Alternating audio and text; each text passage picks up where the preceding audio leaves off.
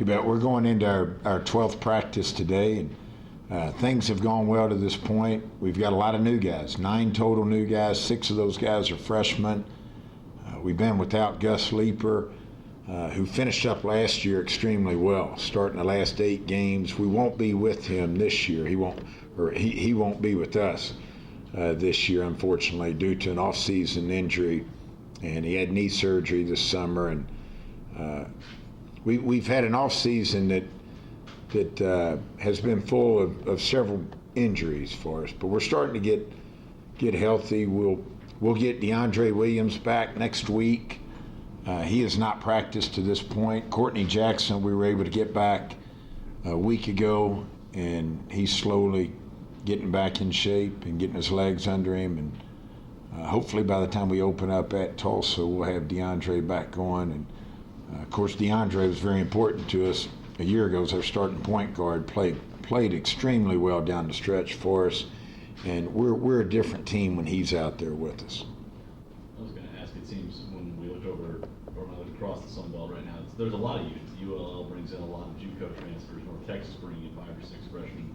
You guys bringing in 7 newcomers. Same thing on the east side of the division at Middle Tennessee and South Alabama. Is this just a year where there's a lot of unknown entities right now? A lot of rosters. I mean, picks have been made in the poll, but it seems like there's a lot of rosters that are kind of in flux until the same. There are a lot of new guys in our league. I mean, North Texas lost a lot of seniors last year. I mean, we've had, but when you look, I think Florida Atlantic probably has the most back. When you talk about Taylor and Gant, both those guys were picked first team preseason, and you think about the player of the year in our preseason poll picked by the coaches, being Rubik, a sophomore, who was freshman of the year last year at South Alabama. So I do think there are a lot of new faces in our league.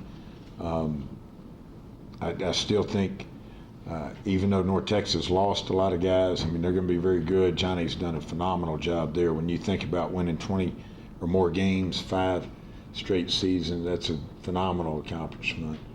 I think Arkansas State's going to be good. Adams back, Finn back. Lafayette's going to be good. I mean, our side is going to be very difficult. I mean, do you talk about it at all when you guys go to the conference meetings at all, when you guys get together, about just how open it seems and how everybody's going through kind of the same thing? What are the coaches, when you guys on the rotation do get together, what do you guys sort of talk about in relation to making those transitions as programs? What are those conversations like, and how do you guys sort of talk about that issue? Well, I think the main thing, Matt, when you look at our league, I mean, there's always going to be, transition in every league, from seniors leaving or transfers, whatever the situation may be. But I think when you look at the stability of the coaches in our league, I mean, we've got a number of good coaches, from John Brady at Arkansas State, coached in the Final Four.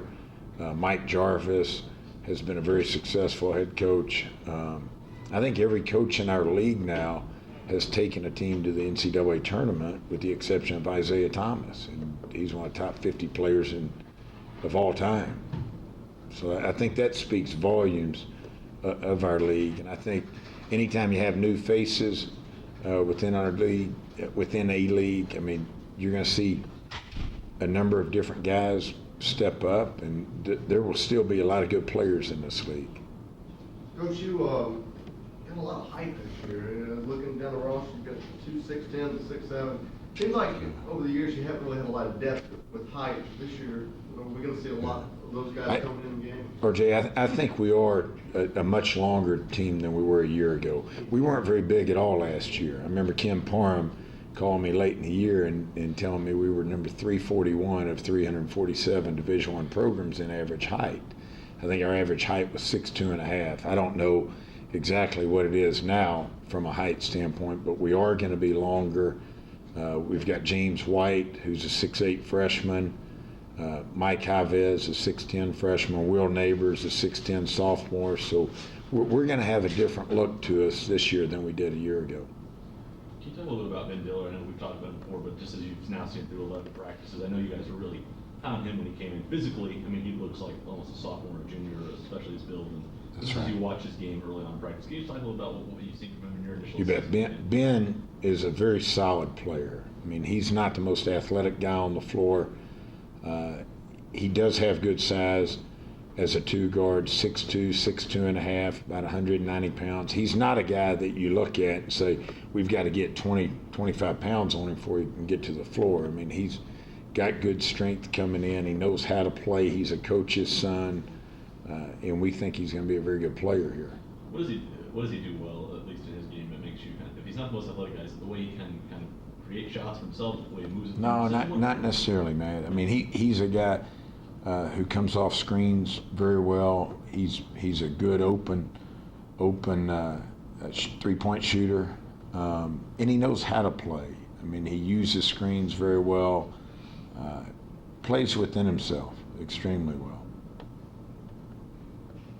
What came out of you guys with picked fifth? Is that something? I mean, the preseason pool doesn't mean much, so I'm sure that's a position where you would like to be in fifth, kind of away from the attention. I'll tell you this: I'm not surprised with this being picked fifth. When you think about us having 9 new guys, 4 returning guys who will be able to play this year, excluding Gus. But I think when you look at what Arkansas State has back, what Lafayette has back, I'm not surprised with where we are. And we don't put a whole lot of stock in the preseason polls. I mean, I think it's good for generating interest in a league. It's good for our fans. But I'm not surprised where we're picked. Do you see a player or players on the team that have the capability of filling in the go-to guy position that obviously Solomon was for you? I think we do, Jim. Chuck Guy is a sophomore for us. He averaged 20 minutes a game as a true freshman last year. He's our leading scorer coming back, averaging 7-8 points a game as a true freshman. Chuck really progressed a year ago from a shot selection standpoint. I mean, he ended up shooting close to 40% from three-point line for the year. And you're not going to be a guy who shoots 40% from three-point line if you're not taking good shots. And Chuck's someone who can score it off the dribble, score it in several different ways. And I think the biggest concern of mine right now is who's going to be that guy or two that are able to consistently get to the foul line. That's something that Solomon was very good at for us. And when we would have lapses on the offensive end, possessions without being able to score it, you've got to be able to get it back to the paint, whether it be off the dribble or off the pass, and be able to get to the foul line. Do you guys go back to the 4-guard offense? I know that was a set that you guys had a lot of success with spreading the floor and drawing a lot of fouls. I think you got most of your foul free throw line opportunities out of it.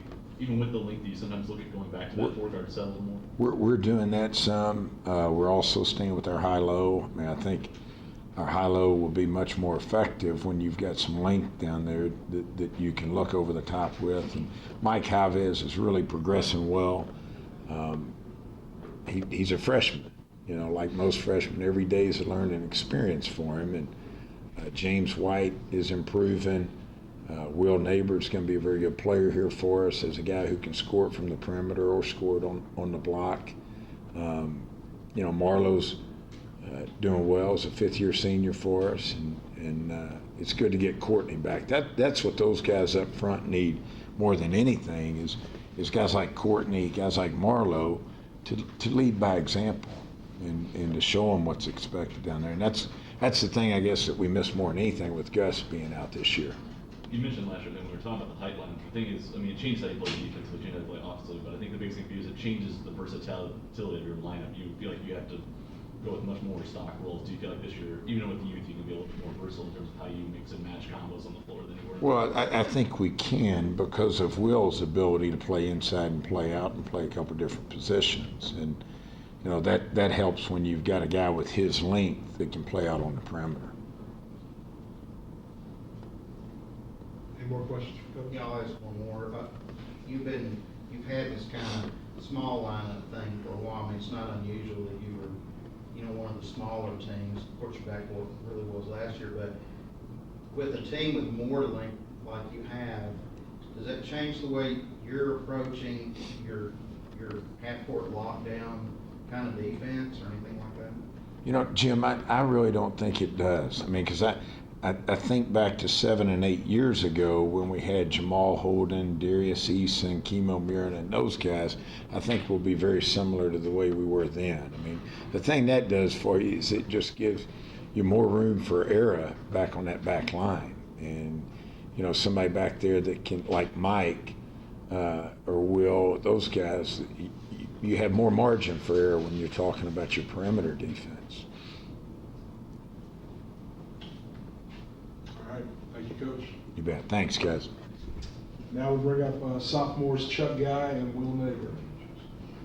The floor is open for questions.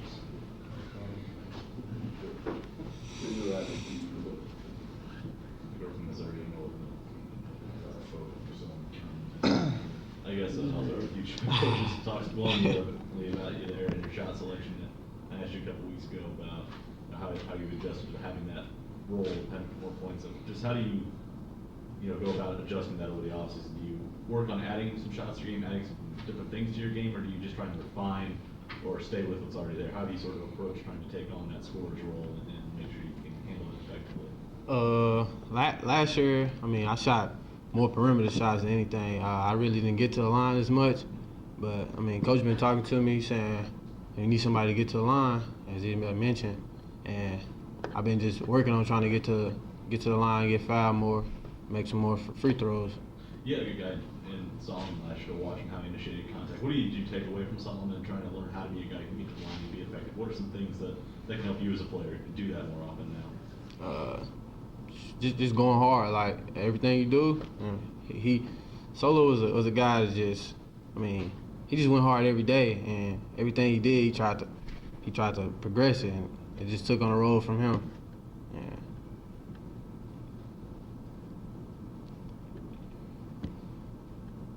Will, you mentioned your versatility, and how do you like playing away from the bucket? Do you prefer that? Do you like being outside and facing up and having to try and create that way, or are you a guy who feels more at home in the paint? You know, if you had to talk about your game a little bit, and what part you enjoy the most, or what do you think is?